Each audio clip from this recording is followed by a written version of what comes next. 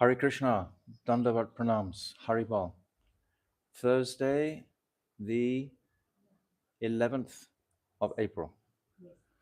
I say this every day just to check that everyone knows and that I remember also what is the date. It's helpful. So Thursday, 11th of April, and we're still approaching Gopi Gita through the current of Srimad Bhagavatam.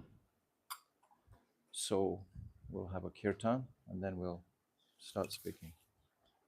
Jaya Radha Madhava Jaya Kunja Bihari Jaya Radha Madhava Jaya Kunja Bihari Oh Jaya Radha Madhava Jaya Kunja Bihari Jaya Radha Madhava Jaya Kunja Bihari Jaya Gopi Janavallabha Jaya Girivaradhari Jaya Girivaradhari Jaya Gopi Janavallabha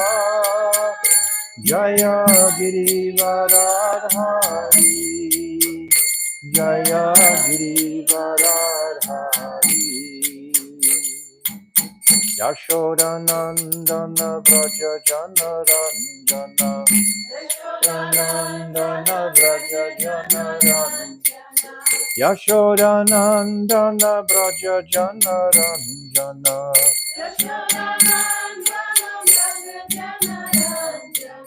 Yamuna Tira Vanachari Yamuna Tira Vanachari O Jaya Radha Madhava Jaya Kunja Bihari Jaya Jaya Kunja Bihari O Jaya Radha Madhava Jaya Kunja Bihari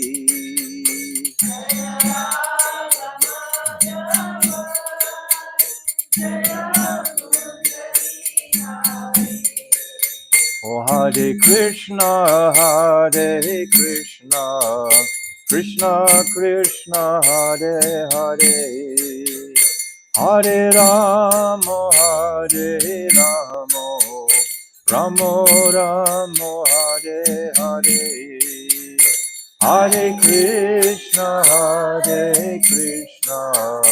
Krishna Krishna, Hare Hare. Hare Rama, Rama Rama, Hare Hare. Oh Hare Krishna, Krishna Krishna, Hare Hare. Rama, Rama Rama, Hare Hare. Hare Krishna, Krishna Krishna, Hare Hare. Hare Rama, Rama Rama, Hare Hare. Oh Hare Krishna, Krishna Krishna, Hare Hare. Hare Rama, Ramo Ramo, Hare Hare. Hare Krishna,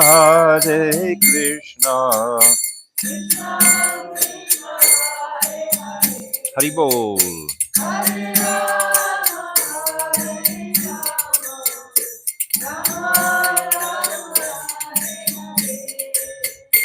Hare Krishna, Hare Krishna, Krishna Krishna, Hare Hare, Hare Rama, Hare Rama, Rama Rama, Hare Hare.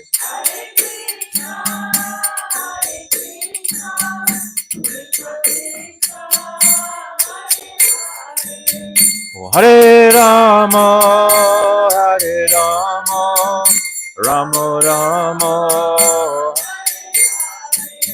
Oh, Hare Krishna, Hare Krishna, Krishna Krishna, Hare Hare, Hare Rama, Hare Rama, Rama Rama, Hare Hare.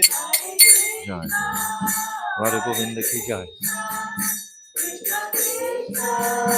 Hare Hare, Hare Rama, Hare Rama, Rama Rama. Oh, Hare Bol, Hare Bol, Hare Bol, Gauda Hare Bol.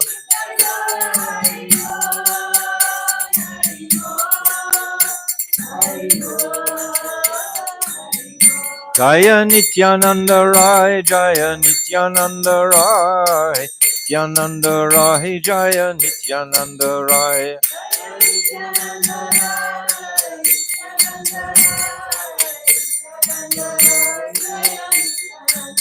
Oh Jaya Sachi Nandan, Jaya Gauda Hari, Sachi Nandan, Jaya Gauda Hari.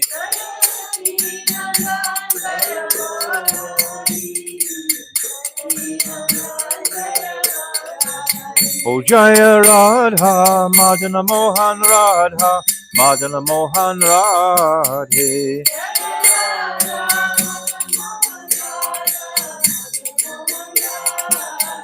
Jaya Radha, Govinda Radha, Govinda Radhe.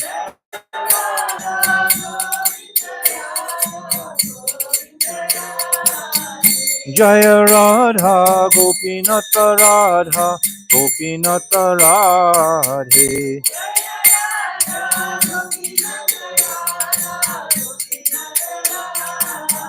Jaya Radha, Vinod Bihari Radha, Vinod Bihari Radhe.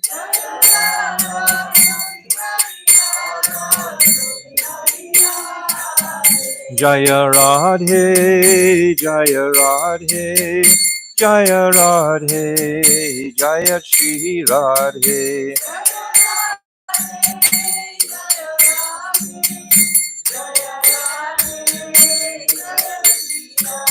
Oh Radhe, Radhe, Radhe, Radhe, Radhe, Radhe, Radhe, Radhe. Jai Shishi Guru Garanga Ganhavaka Kitari. Radha Govinda Ju ki Jai. Jai Nityananda Rai ki Jai. Jai Satchinandana Gauda Hari ki Jai. Jai Nitya Lila Pravishta Om Astotara Shishimad Srila Bhaktivedanta Narayan Goswami Maharaj ki Jai. Jai Nitya Lila Pravishta Om Astotara Shishimad Srila Bhaktivedanta Swami Srila Prabhupada ki Jai. Jai Nitya Lila Pravishta Om Astotara Shishimad Srila Bhakti Pragyan Keshav Goswami Maharaj ki Jai. Jai Jagat Guru Shishimad Srila Bhakti Siddhanta Saraswati Goswami Prabhupada ki Jai. Jai Paramahamsa Mahabhagavat Srila Gaura Kishore Das Babaji Maharaj ki Jai. Jai Saptam Goswami Srila Satchidananda Bhakti Vinod Thakur ki Jai. Jai Vaishnav Sarvabhauma Jagannath Das Babaji Maharaj ki Jai. Jai Srila Baladevi Dibhushan Gaudiya Vedanta Acharya ki Jai.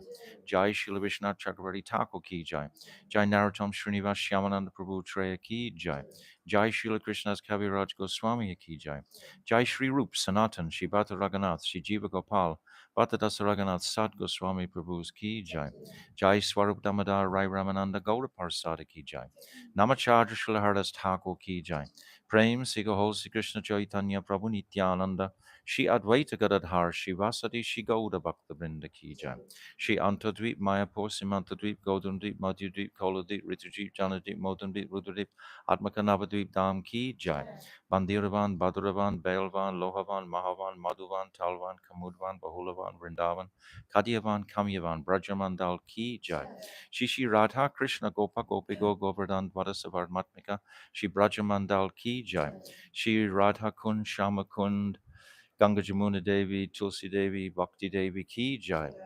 Shrimati Vrinda Devi Maharani Ki Jai. Shrimati Yogamaya Purnamasi Devi Maharani Ki Jai. Shri Gopishwa Mahadev Ki Jai. Shri Jagannath Baladev Subhadra Sudarshan Chakra Ki Jai. Ketra Mandal Ki Jai. Sarva Vigna Vinashakari Shina Shingadev Bhagavan Ki Jai. Bhakta Prabha Shri Prahlad Maharaj Ki Jai. Chari Dham Ki Jai. Chari Sampradaya Ki Jai. Chari Acharya Ki Jai. Akara Mataraj Shri Chaitanya Mat Ki Jai. Grantaraj Srimad Bhagavatam Ki Jai. Harinam Sankirtan Ki Jai. Ananta Kota Vaishnava Vrinda Ki Jai. Samagata Bhatta Vrinda Ki Jai. Gauda Premanande Hari Hari Bol.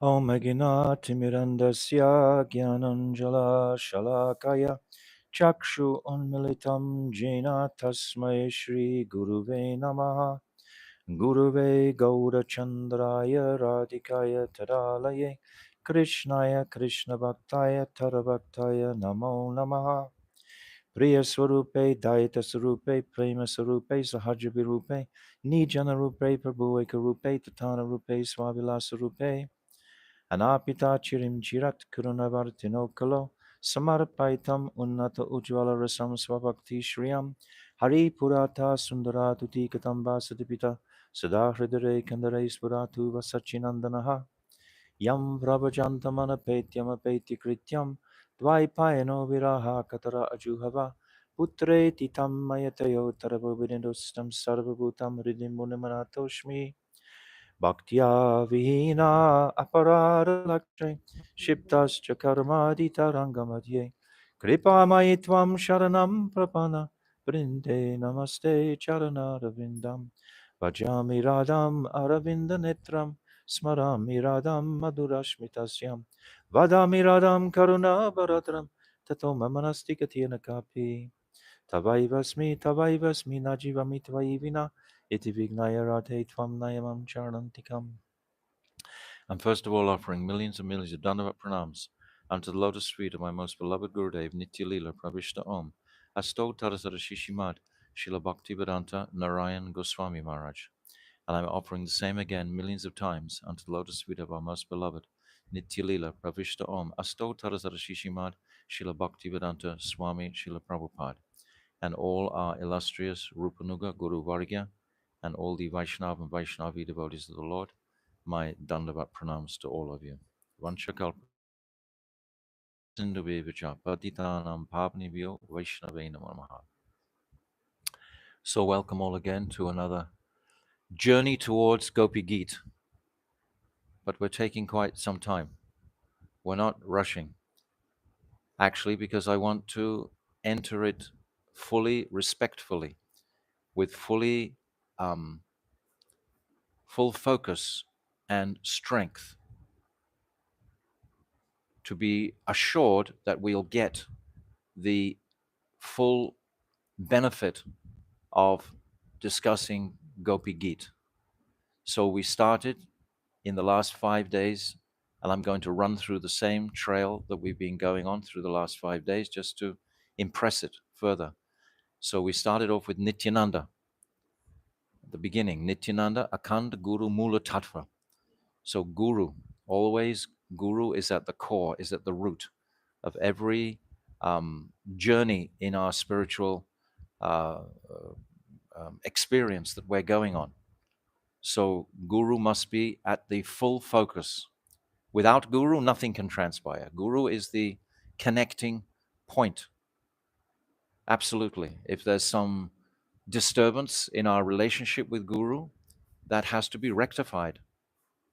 It must be to be a complete transparent flow of energy from the transcendental world into the heart, because that's where we're aspiring for, that connection with bhakti. So Guru is the principal through Nityananda Prabhu. Nityananda is Akhanda Guru Mula Tattva. Nityananda Prabhu will bring us to the lotus feet where? Mahaprabhu, Sachinandana Gaura Hari. Nityananda is not giving Braj Prem. Nityananda is giving Shuddha Bhakti. That's not, Nityananda's purpose is not to give Braja Prem. Mahaprabhu's purpose is to give Braja Prem. So Nityananda is guiding us to the lotus feet of Sachinandan Gaura Hari. And he will give us the entrance into Braj through the medium of Sri Radhika's dearmost maidservants. And that is our Guru Vargya, principally by Rupa Goswami.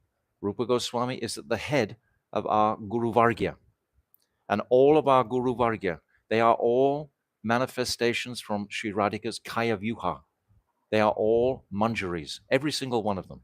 None of them are separate from, because this is the intention of Mahaprabhu. Isn't it amazing that this is the most fallen age, and yet Mahaprabhu wants to give us the highest conception of service to the divine couple. He himself is tasting this Unnata Ujvala Ras, this prem. He is tasting. We describe this verse, Anapita Chirim Chirat Kurunavartino Kalo, Samarpaitam Unnata Ujvala Ras. This is written by who? By Rupa Goswami. So Krishna's Kaviraj, he writes this in the 4th verse of the Adi Lila, Chaitanya Charitamrita, in glorification of Rupa Goswami, substantiating immediately where we're going. What are our parameters here?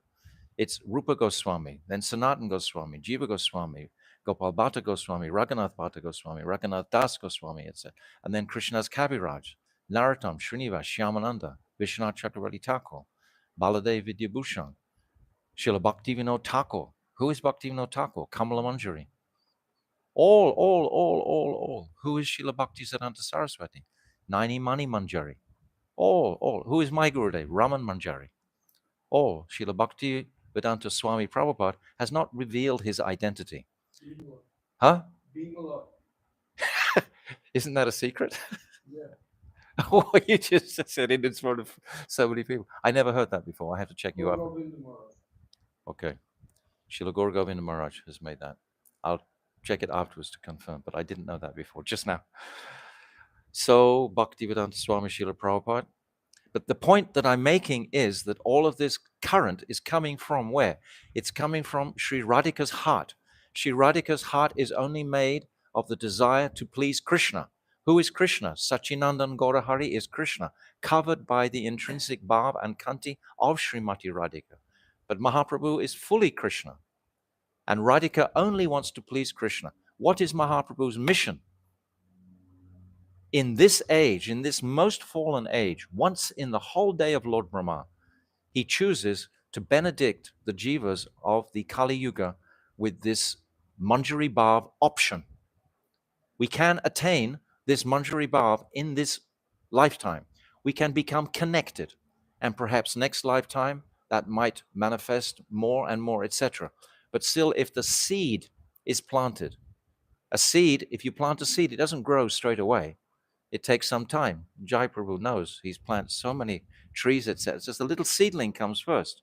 Then after a few weeks, a little bit more like that. And it's a process. So this seed that Mahaprabhu is planting, the option of Manjari Bhav in the darkest Kali Yuga of the whole day of Lord Brahma. There are 1,000 Kali Yugas in the day of Lord Brahma. This is the darkest. And in that darkest age, the highest conception conceivable is made available for the conditioned jivas. And we're given even more than this. We're given the empowerment to actually attain that through the Hare Krishna mantra. The Hare Krishna mantra is the root cause of all the energy that is coming from, ultimately, Sri Radhika through Mahaprabhu. He's giving this Shakti of the Hare Krishna mantra has always been there, but it has never been empowered the way that it is in this age. In this time, we all have experienced, I'm sure. Every morning we wake up out of tamagun, and then we sit down, we start to chant, we purify ourselves, start to chant. And what happens? Almost within one mantra, two mantras, three mantras, the mind starts to clear, isn't it? Don't we experience this miracle daily? Isn't that enough to give us absolute reassurance and faith in the entirety of the process that Mahaprabhu is giving? Why has Mahaprabhu come? Premras niryase korite ashvadan. He's come specifically to taste his own prem. This is why he's come. He hasn't come for any, he's come for other reasons also, but his principal focus was to taste that prem, that Sri Radhika experienced. Sri Radhika experiences such a high state of Mahabhav. Krishna cannot experience that highest stage during the Vrindavan Leela. He wants to experience it. He's God. Why shouldn't he experience the highest bliss available? So he begs the Bhav and Kanti of Sri Radhika. And Radhika tells him that actually you will not be able to tolerate it. Generally are able to tolerate more than men. Women have babies, sometimes many babies. That sounds pretty heavy to me as a man. I can't believe it. I can't conceive of that. So they experience and they have the ability to tolerate a lot of pain. So Radhika is saying this to Mahaprabhu. So Mahaprabhu, when he was in the Gambhira, actually tasting that mohan and modan, these separation moods, and modan, these separation moods, vipralamba of Sri Radhika.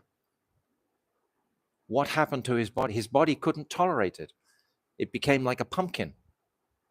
Or when he was in the ocean, it became all elongated, all the joints disconnected, right? His body couldn't tolerate it. It was so extreme, the emotional impact on the sattva, on the very existence of his body. These sattvic bhavs were so extreme.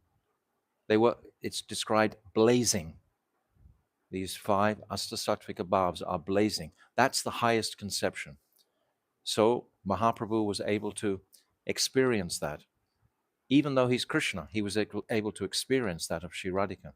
So to appreciate all of this, we have to come through the praman, the evidence. And the backbone of all the evidence through the Goswamis, through all the acharyas, is Srimad Bhagavatam. Srimad Bhagavatam Pramanam Amalam Prema Pumato Nata. This is the principal evidence, is Srimad Bhagavatam. So this is what we've been doing for the last 5 days, is scrolling through this divine granta, Srimad Bhagavatam. And we started from the first verse. We discussed the meaning of Satyam Paramadimahi, Satyam, truth, Parama, topmost, Dimahi. What is the topmost truth within the Bhagavatam that I should be meditating on? And Srila Vishwanath Chakravarti Thakur gives 5 explanations. And the 5th explanation, I have to make it short tonight because I've been saying them every single night and I want to get further along. So you can tell me, what is the first explanation? Huh? Power of Krishna. Power of Krishna, yes, the Brahman. And the second? Second is Narayan. Yes, Narayan Lakshmi worship, the personal form. And then the third? Radha and Krishna. Then Radha and Krishna are worshipped. These manifestations can be experienced from the pages of the Bhagavatam. And then the fourth? Meeting and separation of Radha. Yes, meeting and separation. This is the fourth. And then the 5th, most astonishing opportunity in the Bhagavatam to achieve in our meditation is what? Bhakti Devi herself. Bhakti Devi herself. That means the connection between the Jiva and Sri Krishna or Sri Radhika in service. It's that sambandha gyan with Krishna. This can be achieved through the process of walking through the Bhagavatam.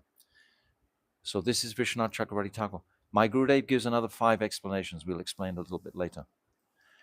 So then we come through the first canto. Mostly it's an overflow from the Mahabharata. Vyasadeva is still reverberating with that tremendous war and all those different personalities. So we describe this Narad, etc., particularly the Narad Sangvad there with Vyasadeva. And then we go through Ashwatam, Queen Kunti, Bhishma Dev. And then Krishna goes to Hastinapur. He leaves Hastinapur. He goes to Dwarka, these chapters. And then there's 3 chapters in the first canto describing the departure of Dhritarashtra, the departure of the Pandavas. And who else? There's 3 departures. 3 departures. Dhritarashtra goes first. Then, Queen Kunti, she also departs. And then the Pandavas depart. So there's 3 chapters. And then Parikshit, he, when he's in his kingdom, he spies Kali Maharaj chastising the cow. Very beautiful. This is all in the first canto. We're becoming familiar with the groundwork, so to speak, of the energy of the Srimad Bhagavatam through this first canto. It's very informative. It gives us a lot of points that we can hold on to. The second canto is so sublime, and we've described this quite at length. We read almost the whole chapter of the 4th chapter of the second canto. Shukadeva Goswami, his personal prayers to Krishna, demonstrating his own devotion. If we're going to follow Shukadeva Goswami, we have to know his authenticity. We have to know his the degree of his devotion. Otherwise, why should I put faith in Shukadeva? So he expresses in the 4th chapter beautiful prayers, 14 verses, glorifying the Supreme Lord. So we're getting grounded here in an absolute reality of transcendence. This is the process to reach Gopi Gita. And then the 3rd canto, it's the conversation between Vidura and Maitreya, and Brahma's creation, and the Kapila Dev Sangvad. What else is in the 3rd canto? I've been saying it every night. Who's listening? Those are the principal teachings anyways, Kapila Dev and Devahuti at the end. And in the Varahadev, thank you. Yes, thank you. We have to wake the memory up. Varahadev, yes. Actually, I was saying yesterday, the 3rd canto is like the beginning of the Bhagavatam, actually, because it's the first incarnation of Krishna that's going to be displayed and described. So Krishna actually appears there as Varahadev, that mighty boar. We can just think how big was that boar that he could carry Mother Earth on his tusks. So how big is the planet Earth? And that was just like a little ball on the tusks of Varahadev. So how huge was Varahadev? We can't conceive this huge, immense form. Actually, when he dives into the Garbhodak ocean to bring the earth out, the ocean screams in pain. She feels like she's been split in half. And she cries out, "Oh, my Lord, don't split us," because his huge body was crashing and his sharp hooves was hitting the waves as he dived in to the Garbhodak ocean to rescue the earth, which was submerged. 3rd canto. 4th canto, we have the Daksha's Yagya and the insulting of Shivji. Then we have Dhruva Maharaj, and we have Prithu Maharaj, and we have Paranjan. This is all in the 4th canto. The devotees, it's our duty to show gratitude to Krishna and honor the history of his description in the Srimad Bhagavatam.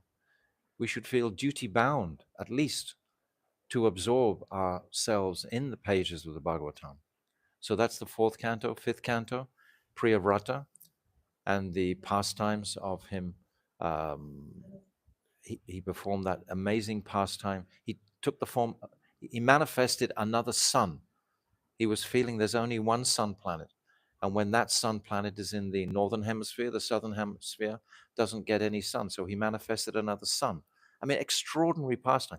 Why are these extraordinary pastimes described? Just to break our consciousnesses out of this conditioned, restricted state.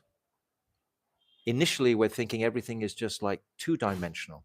But we read the Bhagavatam and straight away the mind starts to expand itself, especially in the 5th canto. because the whole cosmic universe is described, all the different planets are described remarkably. Practically, they're completely achintya.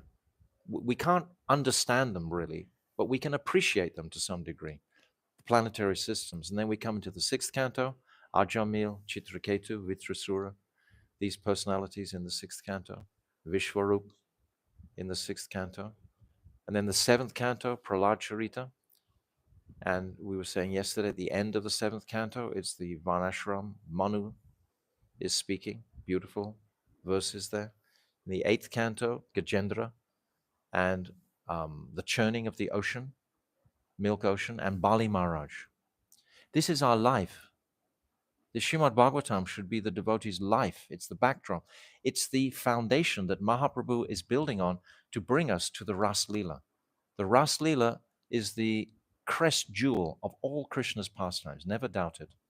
And it must be discussed, but on the platform of it has to be in context with the rest of the Bhagavatam. Why would 9 cantos be written if they weren't important in understanding the final beauty of the Bhagavatam, which is in the Ras Leela pastime? So this is the 8th. And then 9th canto are many pastimes.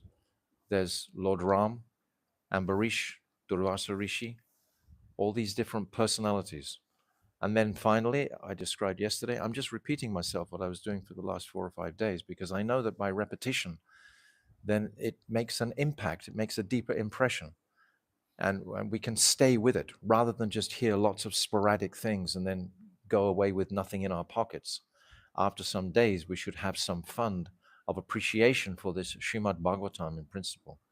So when Sukadev mentions in the last chapter, I think it's 24 of the 9th canto, about the dynasty of the Yadus, and he mentions Krishna and Balaram, straight away Parikshit wants to know more about this Krishna. He's searching for Krishna. He's seen him in the womb in the first canto. He wants to hear about Krishna.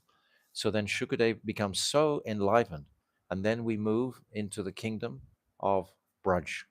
But first of all, we walk into Mathura, 5 chapters in Mathura. And it's always good to appreciate, the devotees often ask that Mathura is still an Aishwarya mood. So why, when you look at the map of Braj, is Mathura right in the middle? How can that be? Do you remember? I've described before. My Gurudev explained this. When you look at a constellation of stars at night, some of those stars, even though they're in the same area, will be billions of miles back, and others will be billions of miles forward. They're not all in the same dimension, even though they look like they are to the naked eye. So Mathura is like that. Mathura is in Aishwarya mood, completely Aishwarya Bhav, like Dwarka. And Vrindavan, it appears to be surrounding it, but Mathura is completely separate. In Mathura, everyone has 4 arms, for example, ultimately. And it's only a physical distance of 8 kilometers here. But my Gurudev has described that not even a mosquito can go between Vrindavan and Mathura. Impossible. Vrindavan is fully Madhurya. And for the last few days, I've been describing the nature of this Madhurya. Just heavy with wonder, beyond imagination, loaded with love, such extreme love and affection. We described, was it yesterday, the day before, the Dambanda Leela, Mother Yashoda, that Vatsalya Bhav. Actually, personally for me, when I heard my Gurudev describing Vatsalya Bhav, this was the first experience that I had appreciated about Madhurya, was the description of Vatsalya Bhav, Vatsalya Ras, of Mother Yashoda and Nanda Baba. Just completely heartbreaking. Mother Yashoda, she's pushed to the side and Nanda Baba is ignoring her after she's tied Krishna up to the grinding mortar. The whole of Braj is just crying in separation that Krishna's not coming to Mother Yashoda. He doesn't want to see his mother. His mother bound him. His mother is naughty. How can she be naughty? She's doing what a mother should do. Her child was very much rascal. He broke the whole yogurt pot, not just at the top, but at the bottom. All the fresh yogurt went out that she spent ages, churning, etc. So she bound him. And for that, she had to suffer for the whole day, being ignored by Nanda Baba and Krishna. So anyway, that beautiful pastime, demonstrating the nature, the flavor, the fragrance of Madhurya. So this comes at the beginning of the 10th canto. And then we go through, yesterday we went through the Brahma Vimohan Lila. And again, even more expression of affection, of Sakya Ras, in the nature of the Sakas towards their mothers, etc. When they actually took the form of Krishna. Krishna was in the Vishnu Murtis. They became like Krishna. So that rasa mood was there. So now this 10th canto is just thick with madhurya and sweetness. And we move, actually there was one little detail that I didn't mention yesterday that is very sweet to hear, that when Baladev, I described how the cows broke loose and ran down into the valley, remember, to nurture their 1-year-old calves, and the cowherd men, they ran down. But as soon as they saw their sons, they immediately lost their anger, put the sons on their laps, began fondling them, smelling them, kissing them. And Baladev was bewildered. What is happening here? And Krishna started to remove the veil of the illusion. And then he saw that they were all actually Vishnu Murti forms, that they weren't the original cowherd boys that he thought they were. So then Krishna has to explain what happened.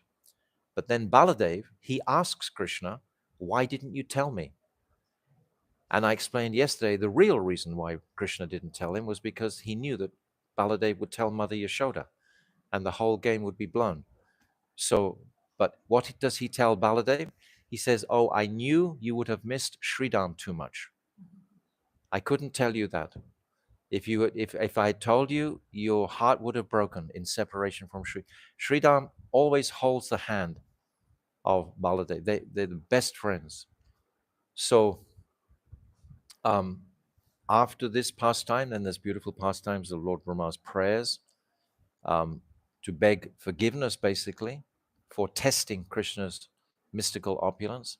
And then we move into, then there's Dhenukasura, demon Dhenukasura, who's killed by Baladev. And I described yesterday that Jiva Goswami in his Gopal Champu very beautifully describes how Baladev, he wasn't very happy that he hadn't been let in on this secret. So for 5 days, he didn't come out with the cowherd boys grazing.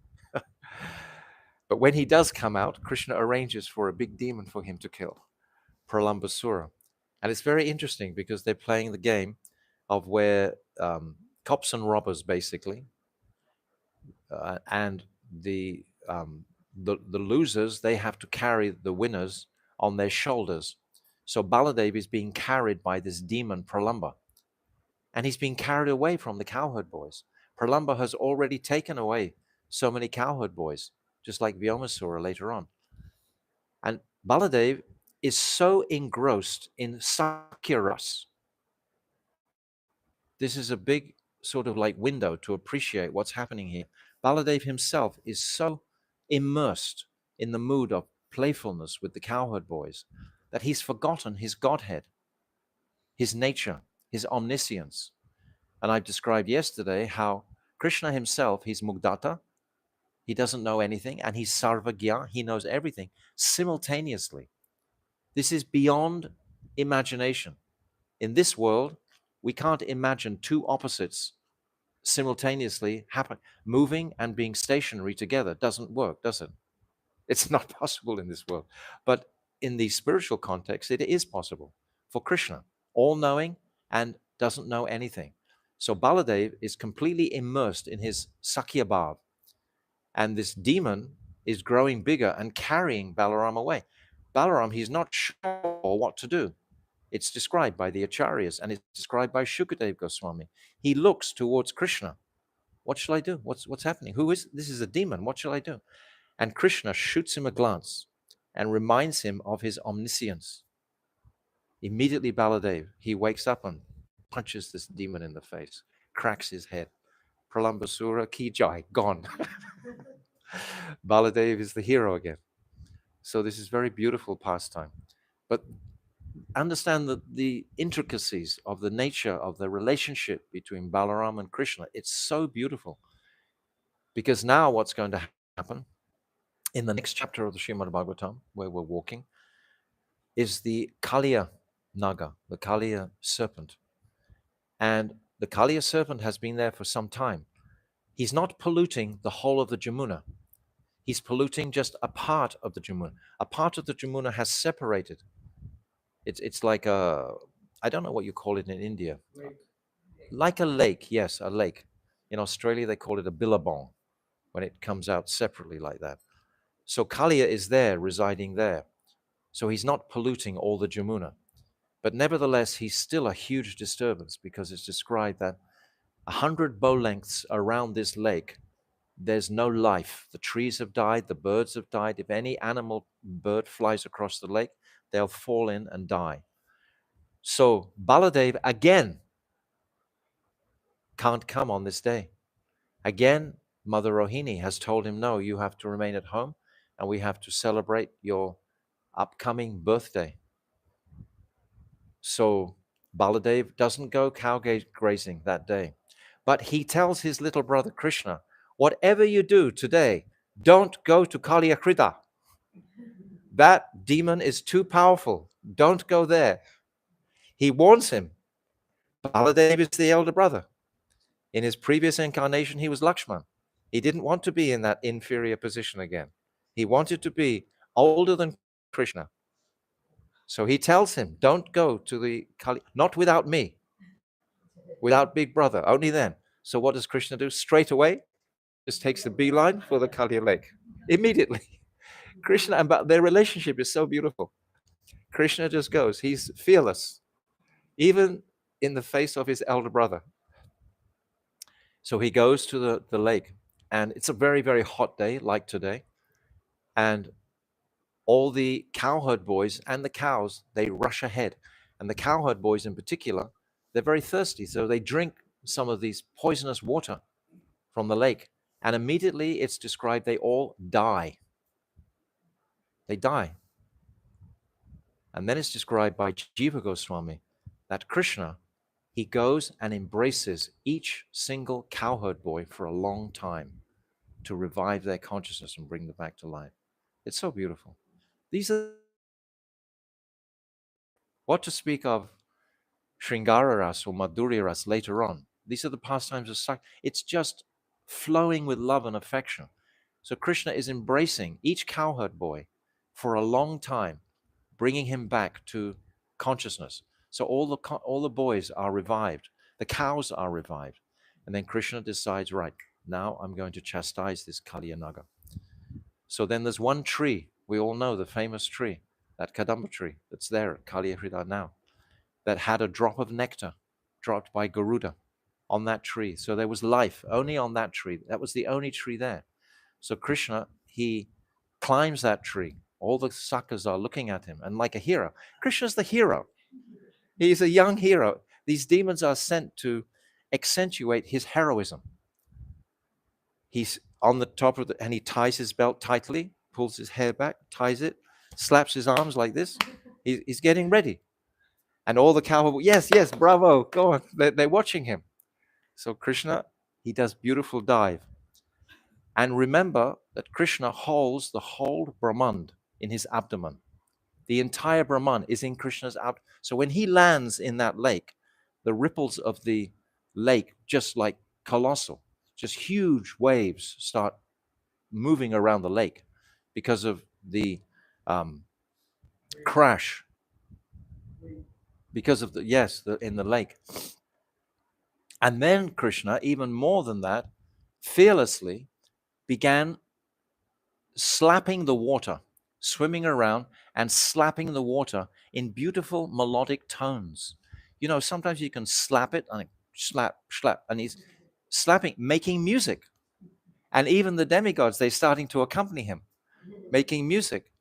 So he's making all this disturbance, and then Kalia Naga becomes absolutely enraged.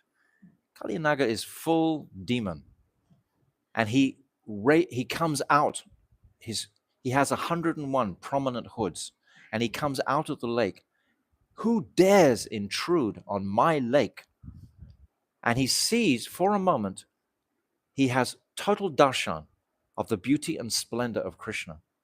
Krishna is wearing his yellow dhoti still, his beautiful blackish complexion, his beautiful moon-like face. It's described like so many moons within his face, moons of his cheeks, moons of his smile, moons of his nails, moons of his toner, 25 moons. Kalia, he has darshan of this. And for a moment, he's completely spellbound. But then his brutal, cruel nature overpowers him. And he dives at Krishna and he bites Krishna, or appears to bite Krishna. And then wraps Krishna in his coils very, very tightly. And he holds Krishna in his coils for 2 praharas, which is about 40 minutes. The praharas are 20 minutes. 40 minutes, yeah. And all the cowherd boys, when they see him like that, they just faint because it's so long. And the demigods, we've described before the nishta of the demigods. They know this is Krishna. They were there at his birth, but they don't have the same attraction or nishta towards Krishna as being the supreme personality of Godhead. Their spiritual master, Brihaspati, is described as Brahman realized. Brahman realized. Brihaspati is Brahman realized. Vishwanath Chakravarti Thakur, he says this in the 4th canto, that Brihaspati is Brahman. So all the devas are moving in that direction. So they worship Vishnu, but not as that supreme controller of all existence. So when Krishna becomes bound by the serpent, Kalia, then they're afraid because they know how dangerous this serpent is. And they're not sure that Krishna is going to be able to defeat him. So what do? They manifest 3 different sorts of inauspicious omens to the rest of the Brijbasis in the village to call them quickly to come and see what's happening to Krishna. Meanwhile, the Brijbasis, they're just about to sit down and take this glorious feast for Baladev in honor of his birthday. All wonderful preparations, etc. And then all of a sudden, there's an earthquake. And immediately, that's a very inauspicious omen. And then they hear jackals howling. This is an inauspicious omen. And then there's thunder and lightning and no rain. And then the left-hand sides of men begin to tremble. This is very inauspicious. The demigods are manifesting these inauspicious omens to try and bring the Brijbasis to where Krishna is. And the Brijbasis only think of Krishna. And as soon as these inauspicious omens happen, they leave that feast instantly. They have no more desire for that feast at all. All of them, the young children, the old people, and they follow the footprints of Krishna's cows, the cows that day. And it's remarkable, it's described by the acharyas that even though there's millions of footprints, the Brijbasis' love and affection is able to discern where is Krishna's footprint amongst all those other footprints. They can see, oh, this Krishna's going this way. So they're following Krishna's footprints through. And they come to Kalia Krida. Now, this is the very first time the Brijbasis have ever seen Krishna directly fight with a demon. They didn't see him fight with Putana. Putana just took him away. They didn't see him fight with Trinavrata. Trinavrata took him away. They didn't see him fight with Shakatasura. They didn't see him fight with Bakasura. They didn't see him fight with Agasura. They didn't see any of this.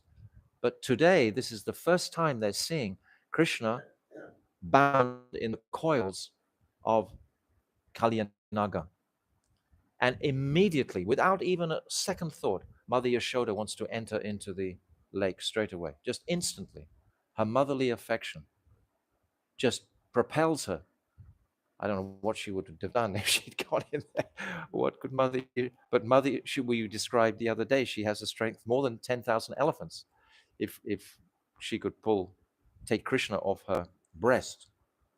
Anyway, Mother Yashoda is stopped, checked by the elder gopas. Then the elder gopas, they all begin to. Then Baladev, who knows the potency of his younger brother, he sends them a radiant moon-like smile to all the gopas, reassuring them, don't you know the potency of my younger brother? Shanti, just wait for a few minutes. My brother will show you actually his potency. And because of his reassuring moon-like smile, the Brijbasis, they contain themselves and they don't go into that lake. And the gopis are there, of course, at this time. This is the first introduction to the gopis directly that Shukadeva is mentioning. And their minds just go completely void because already some spark of very deep, deep attraction has begun to manifest towards Krishna. Because now Krishna is in his Poganda age. Previous to the Brahma Vimohan Leela, Krishna was in his Balya age, his younger age, Kumara age. So he was a child, but now it's described how his feet have become bigger, his waist is narrow, his chest has become broad, and the gopis have just become spellbound by the attraction of Krishna. Originally, they were all playing together in the dust, but then all of a sudden, they just saw this. He's really, really, really, he's seriously beautiful. And all the gopis, they began to be seriously attracted to Krishna at that time, when they were just about 5, 6 years old. And they could also hear his flute. And they became spellbound. So when they see Krishna bound by this huge, devastating serpent, their minds just go blank, go completely void. And they just faint in complete anxiety. And Krishna realizes he's been bound. Krishna is being reminded of Anantashesh when he's in the coils of Kalia. He's happy, he's relaxing actually inside. But now he decides, I have to come out of here because the Brijbasis are becoming too distraught. Again, this is meeting and separation, this mood that we've discussed before. So then Krishna expands his body. And Kalia, he can't tolerate Krishna's body expanding like this. And he has to slacken his hold. And then Krishna makes himself small again, jumps out. And Srila Vishwanath Chakravarti Thakur, he describes this actually a small island within the middle of this lake. And Krishna jumps down on that island and begins circumambulating Kalia, becomes running around and around, bewildering Kalia. So fast, Kalia is trying to bite him like this, and he becomes like dizzy, trying to catch him. Krishna's running so quickly. And then the most amazing thing happens. Krishna, he pushes down one of the broad hoods of Kalia and he jumps up on top of the broad hood and he pulls out his flute and he begins to play music. Not only one hood, but he begins to dance from hood to hood to hood to hood. He has 101 hoods. And Krishna starts to dance on each hood. And each time he lands on the hood, he kicks his head. And remember, the weight of his body contains the whole Brahman. So it's the whole universe crashing into the head of Kalia every time he jumps from hood to hood to hood. And Kalia is getting smashed. And then Krishna is playing the most beautiful melody. All the devas immediately come. Now their confidence is restored when they see this remarkable occurrence that he's dancing on the hoods of this snake. And it's very beautiful because Kalia, he has these red ruby-like jewels on his forehead. And these jewels are illuminating Krishna's feet. So they're seeing the intricacies of his dance. And he's dancing very, very specially. Shivji is Nataraj. But Krishna is Natavara. He's the master of dance. And he's dancing because he knows the gopis are there. Krishna's doing everything for a display. He knows the gopis are there and they're looking, they're witnessing. So he's inspired and he's speaking to them with his eyes. You see how I'm dancing now? We'll dance together soon in the Ras Leela like this. And he's stepping out on these hoods and he's showing his amazing dance form. First time. This is the first time this has ever happened. The first time the Brijbasis are seeing anything like this. The first time the gopis are seeing something like this. Everything is moving like in the present moment. The present moment is the powerful point of time, not the past or the future. So all the Brijbasis are completely immersed in this remarkable display by Krishna. And then the Devas, they start to accompany Krishna. But Krishna is dancing so fast and he's playing so fast, they can't accompany him. In the end, they just clap. They just put down their instruments and they just clap. They can't keep up with his musical arrangements that he's demonstrating. And then Kalia starts to really, really suffer. And then he starts to vomit the fire and smoke from his body, all these horrible, bad things. And then he starts to think, who is this person? My wives, the Patnis, Kalia Naga Patnis, they have often told me about Krishna, but I've never really believed him. But this person is even stronger than Garuda. Garuda is actually his brother from different mothers. And he's come to this lake in fear of Garuda. But now he suddenly starts to think, this person who's dancing on my hoods must be even more powerful than Garuda. Maybe he's Krishna. And he starts the whole process of thinking that this personality is actually the Supreme Lord. Understand, it takes some time for the conditioned souls to really accept. It's like in our lives. Do we accept the reality of Krishna? Do we accept his presence in our lives tangibly? Most of us probably not. We accept more the conditioned, material, illusory energy as being the real energy. And it just happens to be some spiritual kind of illumination if you practice your spiritual life. But the reality is perhaps more focused on the illusory world. I'm talking about our faith in Krishna. So Kalia's faith that this is actually the Supreme Lord took time to process. But finally, he starts to accept this is actually God. This is the Supreme Personality of Godhead who's dancing on my hood. And remember what I've spoken before, that in this Madhurya realm, there is not even a smell of Aishwarya to break what is described as Naralila. Naralila are the human-like pastimes. And all the pastimes in Braj are all contained within Naralila. They must be. Otherwise, it would be considered Aishwarya. So this display is not Aishwarya, because none of the Brijbasis think that Krishna is the Supreme Personality of Godhead. They all think he's just our friend, our cowherd boyfriend, or he's my son. None of them are thinking that Krishna is God. None of them. They're just thinking he's an amazing dancer. He's an amazing person.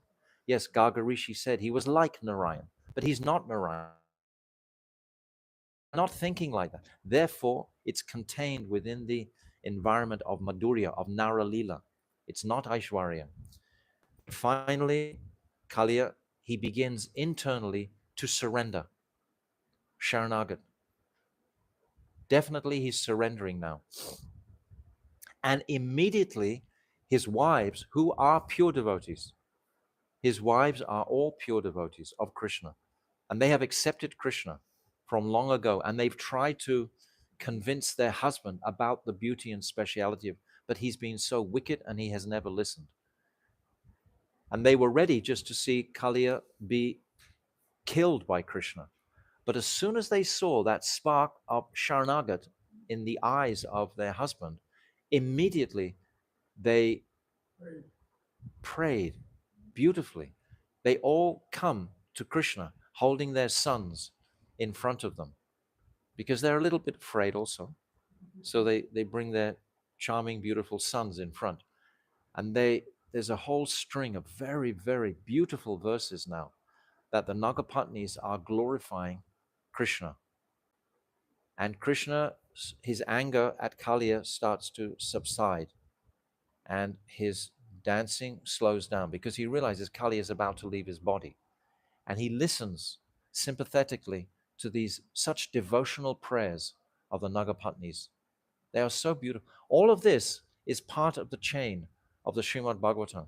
All of these experiences are part of the build-up to reach the Rasastali. It's all a part of the process to bring us to this place. So when Krishna hears their prayers and they're beseeching him to um, relieve their husband of his beating, then Krishna jumps down. Kalia, he wants to raise and offer pranams now, but he can't. He's too beaten up. He's bruised. He's smashed. Every part of him is completely broken. And then Krishna once more, he touches him with his foot, and immediately his strength is restored. And then he starts to offer most beautiful, eloquent prayers to Krishna.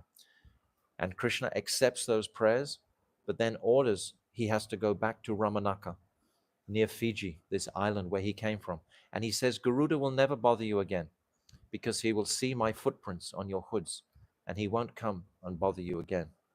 So there's a whole description about Kalia in the next chapter, about why Kalia actually takes shelter of this lake.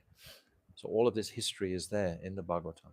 But then when Krishna, then he's worshipped by all the Nagapatnis. They all come and give him garlands and beautiful creams on his body because he's been in the Jamuna for quite a while and his body has become cold. And they give him beautiful, and at the time of his dancing, his Kastubamani fell off deliberately and it went into the treasury of Kalia. And the Nagapatnis, they present it back to Krishna. So he has his Kastubamani back again and all jewels. And then he comes out of that lake and the Brijabasis are just so overjoyed. And all the ladies immediately, Mother Yashoda, of course, she just immediately embraces her son. And Nanda Baba, just like when Krishna was born, generally holds back when all the ladies are together. But this time, he forces his way through and grabs his son, embraces him, puts him on his lap. And Baladev also comes, huge, beaming smile, so proud of his brother at the amazing dance that he did, and the gopis, of course, they're just sitting on the side, just their hearts are just completely sold out fully. This is the hero of heroes. There can't be a greater hero than this. And he's so beautiful. And he's a Brijbasi like we are. So he's like this. So then by amazing arrangement, Nanda Baba says, we should actually all stay here for the night. It's getting too late now. We should actually stay here. And they send some Brijbasis back to pick up all that feast they were just about to take. And it's described hot like it was previously. It's totally fresh. So they all take that beautiful feast on the bank of the Jamuna because Kalia has been told to immediately go back to Ramanaka. And within a moment, Krishna purifies that whole lake. All the poison and everything is completely dispelled from the lake. And Kalia, immediately he's told to go. So he leaves with all his wives and everything goes back to Ramanaka. So that lake is very restored beautifully. And then they spend the night there. And at that time, this is the first time it's described by the Acharyas that the gopis get to mingle directly with Krishna because they're camping out. The elderly authorities aren't so closely watching Krishna. He can move around a little more freely when they're like in a situation like that, just all of it camping together. So, of course, there's hundreds of thousands of Brijbasis, millions of them. So then Krishna is interacting with the gopis. And it's understood by all the gopis on that night that actually Krishna is more partial to Radhika than anybody else. And the next day, Chandravali, she tries to make a plan to hijack Krishna before Radharani gets him too much into her grips. And that's a whole other very beautiful pastime. So Chandravali, she becomes very worried that actually maybe Radharani is going to grab Krishna, not me. But this is beautiful about the Chandravali. Chandravali must be there. If Chandravali is not in the pastimes, if there's no opposition, then there's no hunger or enthusiasm for the gopis to um, vie for Krishna's attention. Man would never come unless there was Chandravali. Without Chandravali, how can Man come? There would be no cause for Man without Chandravali. It's only because of Chandravali, when Krishna comes late, that Radhika goes into Man. And Chandravali herself can never go into Man, because she actually knows intrinsically that Krishna doesn't love her as much as he loves Radhika. If Radhika goes into Man, Radhika knows that Krishna can't live without me. Radhika is his direct Swarup Shakti. But Chandravali is not like that. So if Chandravali goes into Man, she might think that Krishna might just let her go into Man for days and days and days and not come and try and pacify her. So she never goes into Man. She's always this tadatmik, she's always submissive mood, dakshin bhav to Krishna. And Radharani is always Bhaumya Bhav. She can be contrary. So these beautiful moods are initialized, or they initiated at this Kalia pastime when they're mixing together like this. And then in the evening time, the rest of the pastime is that serpent comes and tries to swallow Nanda Baba. Krishna, he touches that serpent, and that serpent turns into a beautiful Vidyadhara. And that pastime happens at the end there. So this is basically the pastime of Kalia Hrida. After this pastime of Kalia Hrida, again, Baladev, he's not really so happy with that. So again, I think I said before that Pralamba came before, but Pralamba actually comes after Kalia, that pastime of Pralambasura. He comes in the next chapter. But then the place I want to reach today, even though we've come to the end of our time, was the rainy season. There's another chapter in between of swallowing the forest fire. When the Munjvata, the cows, they go into that very sharp grass forest, and a demon from Kamsa comes and starts a blazing forest fire. And Krishna, he goes quickly to that fire, and he tells all the cowherd boys to close your eyes, and then he swallows that fire. He tells them to close their eyes so they won't tell Mother Yashoda that he swallowed fire, because before they told Mother Yashoda that he'd taken dirt. So he's thinking maybe they'll tell her again. He's very afraid of Mother Yashoda. It's very beautiful. She's the boss. And Baladev knows he's the boss also. So there's such a sweet family. It is all thick, thick, thick, thick Madhurya. But now in the 20th chapter, the most important chapter, it's like a curtain in a stage. It's the rainy season. The rainy season is now described, and it cleanses the whole of Braj. And there's lengthy descriptions by Shukadev Goswami of the rain. It's like a break between the Balya Kumara and the Poganda childhood pastimes and what's about to come, because the next chapter after the rainy season is Venugit. Now we get serious about the relationship between the gopis and Krishna. Now we're coming into a very profound place of the Bhagavatam. So it's come through all of those childhood pastimes, and this like curtain has dropped of the rainy season. It's so beautiful to appreciate the construction of the Bhagavatam. It's transcendental. It's completely sublime that this rainy season is described. And there are many descriptions within the rainy season, but basically that's the curtain. So tomorrow we can enter the first Geet, which is Venugit, and the second Geet, which is Pranaya Geet, a little bit later. The Pranaya Geet is in the 29th chapter. So there's the worship of Giriraj Govardhan before, there's the stealing of the gopis' garments, clothes, is the next chapter after Venugit, and then is the Yagna Patnis is described after that. So it's getting into much more esoteric topics now. We're climbing up the last stage of the mountain towards the Gopi Gita, towards the Ras Lila, which is, so it's a whole process,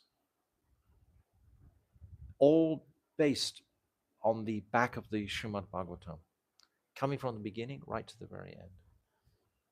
So how can we ignore the Bhagavatam in our lives? If we want Krishna, if this is our focus and attention, we should very seriously absorb our hearts fully in the Srimad Bhagavatam, especially the 10th canto.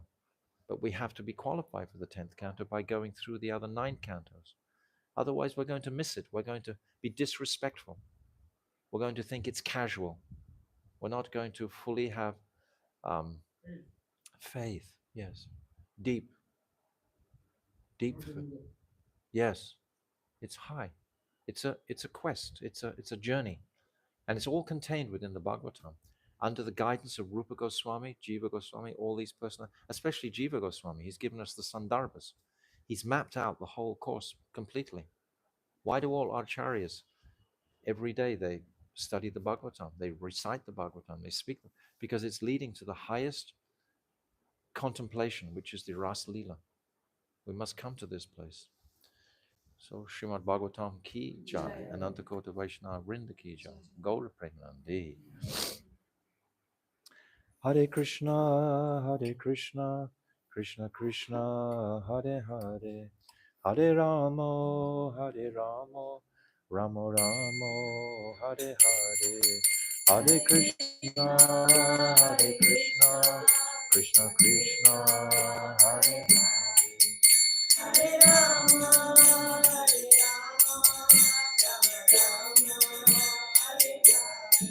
Oh Hare Krishna, Krishna Krishna, Hare Hare, Hare Rama, Rama Rama, Hare Hare, Hare Krishna, Krishna Krishna, Hare Hare, Hare Rama, Rama Rama, Hare Hare. Oh Hare Krishna, Krishna Krishna, Hare Hare, Hare Rama, Rama Rama, Hare Hare, Hare Krishna, Krishna Krishna, Hare Hare, Hare Rama, Rama Rama, Hare Hare. Oh, Hari Bol, Hari Bol, Hari Bol, Gaura Hari Bol, Jai Gaura.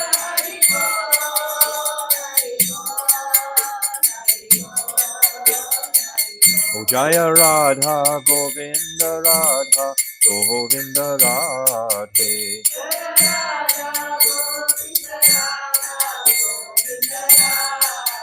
Jaya Radhe, Jaya Radhe, Jaya Radhe, Jaya Shri Radhe.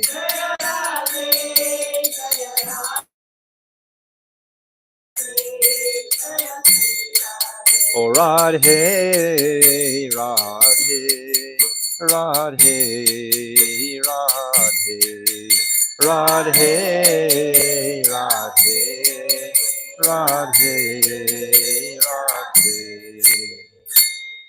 Go Premanandi, Hari Hari Bo, Shila Gurudev Ki Jai, Rupanuga Guru Varga Ki Jai, Vaishnavas Ki Jai, Anantakota Vaishnava Vrinda Ki Jai, Gold Premanandi, Hari Hari Bo, Vanchakalpa Tarubhyascha, Kripa Sindhubevacha, Patitanam Pavanebhyo, Vaishnava. Hare Krishna.